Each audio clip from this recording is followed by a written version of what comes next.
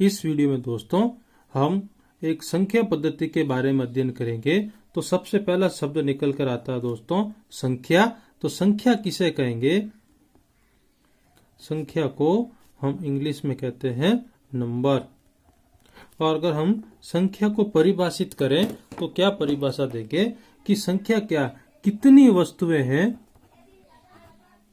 कितनी वस्तुएं हैं जिससे हमें बोध या ज्ञात होता है, जिससे हमें ज्ञात होता है, संख्या कहलाती है। अब संख्या कौन कौन सी है दोस्तों? जैसे संख्या है 1, 2, 3, 4, 5 से लगाकर अनंत तक। ठीक है दोस्तों, तो ये होती है संख्या। कितनी वस्तुएं हैं हमें ये ज्ञात हो जाएगा, उसे हम कहेंगे संख्या। एक नया शब्द और निकल कर आता है संख्या से, वो होता है दोस्तों संख्यांक। संख्यांक को दोस्तों इंग्लिश में कहते हैं नंबरिंग।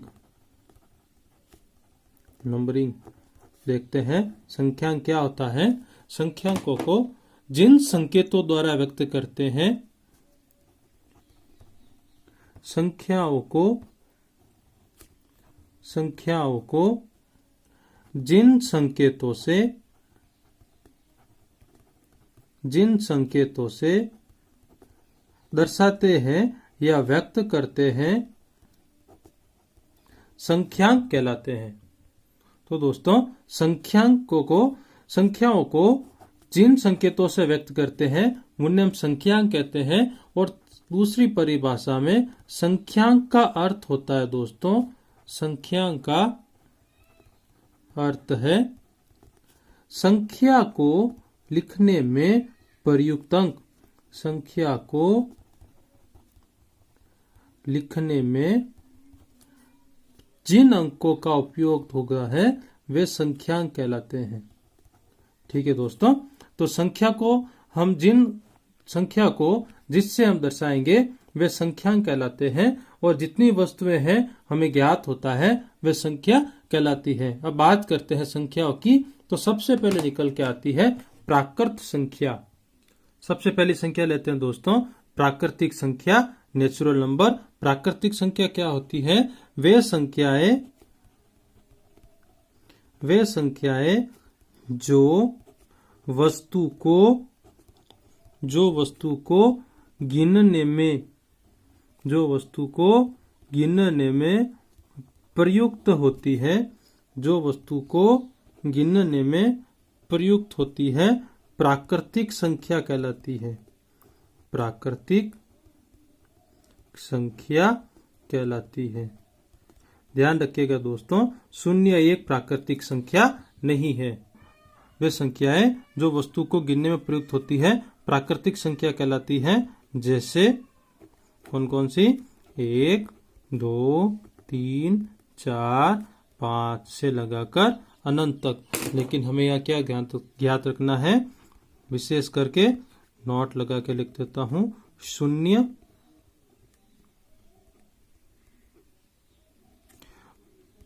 प्राकृतिक संख्या नहीं है। 0 प्राकृतिक संख्या नहीं है। ठीक है दोस्तों, जिन वस्तुओं को गिनने में प्रयुक्त होती है वे प्राकृतिक संख्या कहलाती है, लेकिन 0 1 प्राकृतिक संख्या नहीं है। आइए इसके प्राकृतिक संख्याओं के गुण देखते हैं। तो दोस्तों प्राकृतिक संख्या के बारे में महत्वपूर्ण बातें देखते हैं। सबसे बड़ी प्राकृतिक संख्या अनंत होती है। सबसे बड़ी प्राकृतिक संख्या अनंत होती है, लेकिन ध्यान रखिएगा जब अंक दिए हो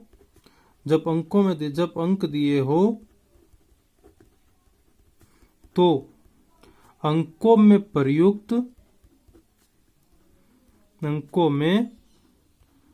प्रयुक्त सबसे बड़ी संख्या ही सबसे बड़ी प्राकृतिक संख्या होती है। सबसे बड़ी प्राकृतिक संख्या होती है। जैसे दोस्तों, अगर हमें एक श्रृंखला दे रखी है 1, 2, 3, 4 और 5, और इसमें से हमें सबसे बड़ी प्राकृतिक संख्या निकालनी है, तो हम अनंत नहीं कहेंगे, हम क्या कहेंगे, सबसे बड़ी प्राकृतिक संख्या कौन सी है, 5। ठीक है दोस्तों, इसका दूसरा गुण देखते हैं।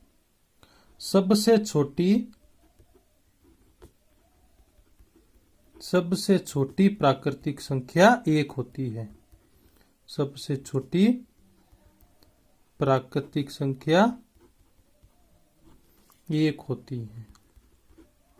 सबसे बड़ी पूछे तो अनंत, और अगर संख्या दे रखी हो तो जो अंकों में सबसे बड़ी संख्या होगी वही सबसे बड़ी प्राकृतिक संख्या होगी, और सबसे छोटी प्राकृतिक संख्या कौन सी होती है, 1। यदि किसी प्राकृतिक संख्या में दोस्तों कोई प्राकृतिक संख्या हो, यदि किसी प्राकृतिक संख्या में हम 1 जोड़ दें, यदि हम किसी प्राकृतिक संख्या में 1 जोड़ दें तो उस संख्या का अनुवर्ती प्राप्त हो जाता है। यदि किसी प्राकृतिक संख्या में 1 जोड़ें तो उस संख्या का अनुवर्ती प्राप्त हो जाता है, और यदि किसी संख्या में से 1 घटा दें, यदि किसी प्राकृतिक संख्या में से 1 घटा दें तो उसका पूर्ववर्ती प्राप्त हो जाता है। आइए देखते हैं उदाहरण द्वारा। जैसे दोस्तों, 5 एक प्राकृतिक संख्या है। यदि इस 5 में मैं 1 जोड़ देता हूं, यदि इस 5 में मैं 1 जोड़ देता हूं तो मुझे क्या प्राप्त होगा, 6। तो ये 5 का क्या होगा, अनुवर्ती होगा। अनु यानी बाद में आने वाला, तो ये 5 का क्या होगा, अनुवर्ती। और यदि इस 5 में से मैं 1 घटा देता हूं तो मुझे क्या प्राप्त होगा, 4। तो ये 5 का क्या होगा दोस्तों, पूर्ववर्ती अंक होगा। अनु मने बाद में आने वाला, पूर्व मने पहले आने वाला। ठीक है दोस्तों, अगला गुण देखते हैं। 1 का कोई पूर्ववर्ती, यानी 1 से पहले कोई पूर्ववर्ती प्राकृतिक संख्या नहीं है, क्योंकि सबसे छोटी प्राकृतिक संख्या 1 ही है। तो ये थी दोस्तों प्राकृतिक संख्या है। हम बात करते हैं दूसरी संख्या की, जो है नंबर 2, पूर्ण संख्या। 2 पर पूर्ण संख्या। तो पूर्ण संख्या देखते हैं दोस्तों कि किसे कहेंगे, कि यदि प्राकृतिक संख्या में जो प्राकृतिक संख्या थी 1, 2, 3, 4, 5 से अनंत तक, यदि प्राकृतिक संख्या में शून्य को, यदि प्राकृतिक संख्या में शून्य को सम्मिलित कर लिया जाए, शून्य को सम्मिलित कर लिया जाए तो पूर्ण संख्या बन जाती है। तो पूर्ण संख्या कहलाती है। ठीक है दोस्तों, जैसे कब कहां से शुरू होगा, 0 से। 0, 1, 2, 3, 4, 5 से लगाकर अनंत तक। यदि प्राकृतिक संख्या में किसको, शून्य को भी सम्मिलित कर ले तो वो क्या कहलाएगी, पूर्ण संख्या। पूर्ण संख्या के बारे में कुछ महत्वपूर्ण बातें देखते हैं।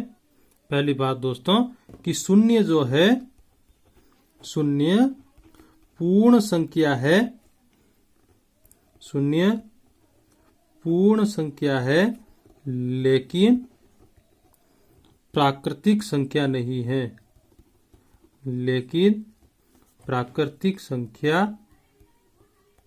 नहीं है। ठीक है दोस्तों, शून्य कैसी है, पूर्ण संख्या, लेकिन प्राकृतिक संख्या नहीं है। दूसरी बात है दोस्तों, सभी प्राकृतिक संख्याएं, सभी प्राकृतिक संख्याएं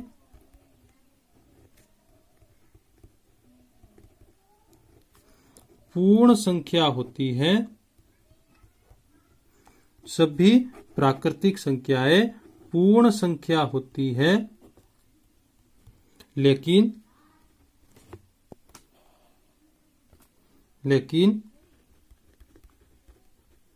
सभी पूर्ण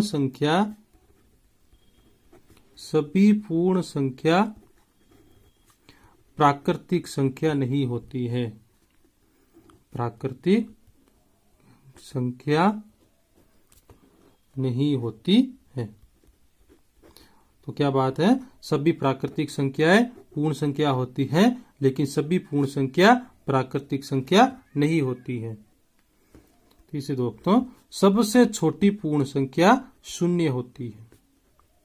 सबसे छोटी पूर्ण संख्या कौन सी है? शून्य। ठीक है दोस्तों, ये थी प्राकृतिक और पूर्ण संख्या है। बात करते हैं पूर्णांक संख्याओं की। बात करते हैं दोस्तों पूर्णांक संख्याओं की। तो पूर्णांक संख्या किसे कहेंगे? कि संख्याओं का ऐसा समूह जिसमें धन पूर्णांक ऋण पूर्णांक के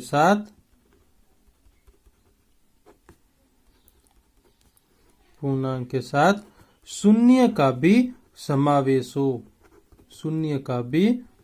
समावेश हो पूर्णांक संख्याएं कहलाती है। संख्या रेखा पर देखते हैं दोस्तों इसको, जैसे उसको प्रदर्शित करेंगे संख्या रेखाओं पर। तो बीच में कौन होता है? 0, राइट हैंड साइड की ओर धन पूर्णांक, इधर लेफ्ट हैंड साइड की ओर ऋण पूर्णांक।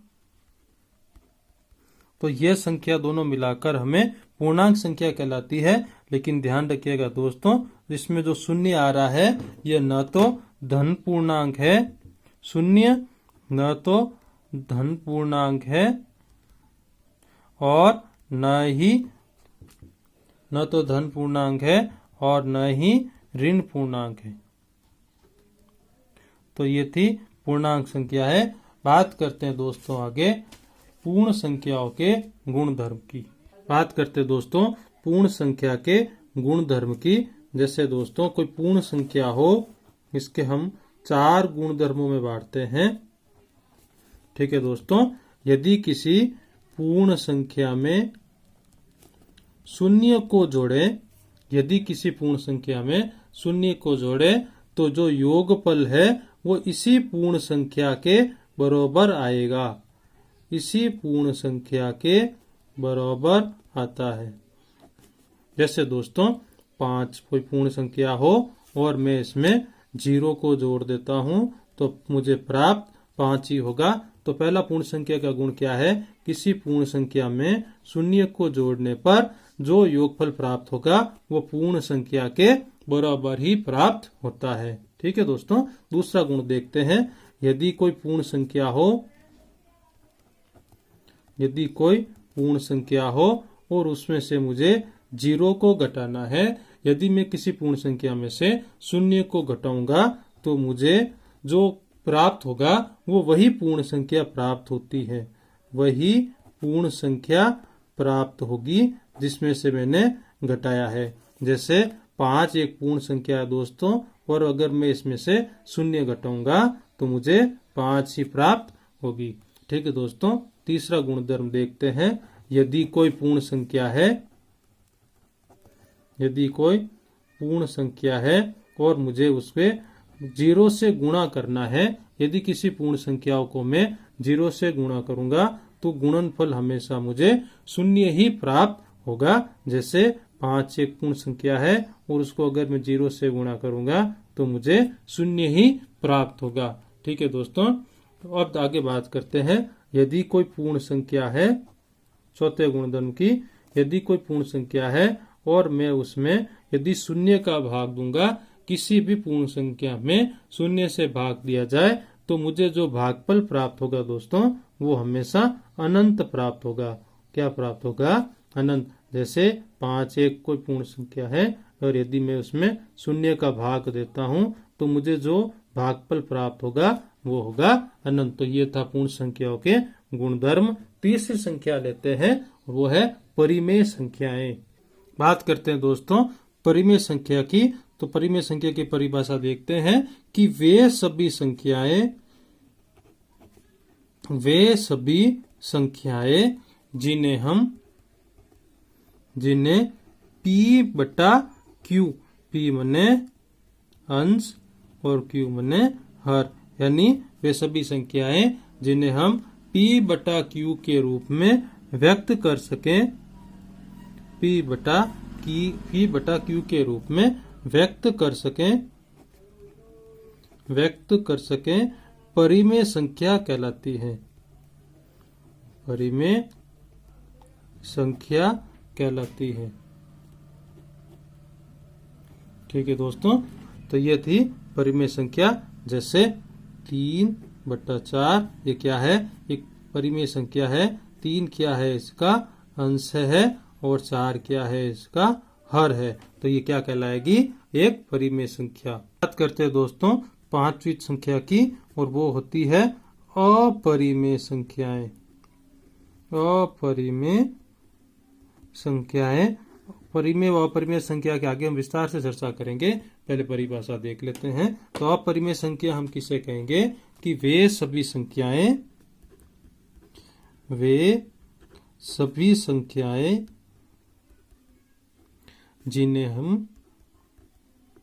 जिन्हें P बटा Q के रूप में, यानी अंश बटा हर के रूप में व्यक्त नहीं कर सकते, यानी लिख नहीं सकते, व्यक्त नहीं कर सकते, अपरिमेय संख्याएं कहलाती है। उदाहरण देखते हैं दोस्तों। जैसे अपरिमेय संख्या को उदाहरण देखते हैं। √2, √3, √5 और √7। इन्हें हम अंश बटा हर के रूप में नहीं लिख सकते। ध्यान रखिएगा दोस्तों, इसके पाई के संबंध में बात करते हैं। पाई को हम दूसरे रूप में क्या लिखते हैं दोस्तों, 22/7। जो पाई जो है दोस्तों, वह अपरिमेय संख्या है। पाई कैसी है, अपरिमेय संख्या है। लेकिन जो पाई का मान है 22/7, वो पाई का जो मान है वो कैसी है, वो परिमेय संख्या है। पाई एक अपरिमेय संख्या है, लेकिन पाई का मान 22/7 परिमेय संख्या है। ध्यान रखिएगा, पाई कैसा है, अपरिमेय संख्या। आपको हमारा वीडियो कैसा लगा, इसको लाइक करें, शेयर करें और सब्सक्राइब करें।